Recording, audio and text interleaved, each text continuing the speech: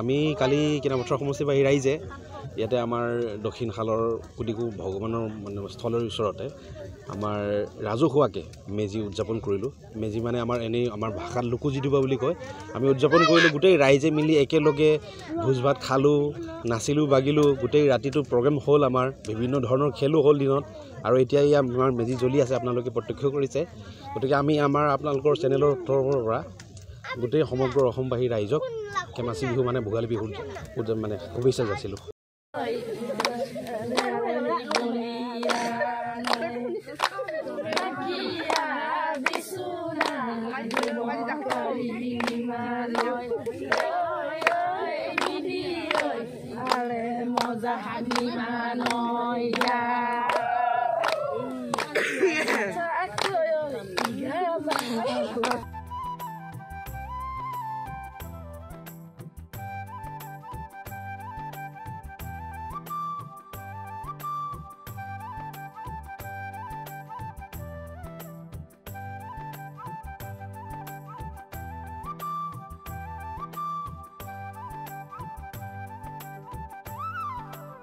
মানে আজিৰ দিনত প্ৰায় প্ৰত্যেক বছৰে হৈ থাকে এই বিহুটো, আৰু আমি পৰম্পৰাগতে আমি মানি আহিছোঁ।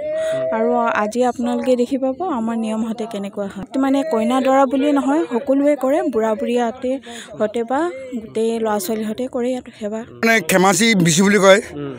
তাৰমানে আমি প্ৰত্যেক মানে মাঘৰ মানে সংক্ৰান্তিত এই এনেকৈ আৰম্ভ বুধবাৰ আমাৰ দেউৰী বিহু মানে আমাৰ প্ৰথম বুধবাৰটো তাত আমি মেজি আমাৰ বিহু সংক্ৰান্তিৰ দিনা তাৰ পিছদিনাখন আমি এই বৃহস্পতিবাৰ দিনাখন অগ্নিসংযোগ কৰি পেলাই মেজিটো জ্বলাই দিওঁ।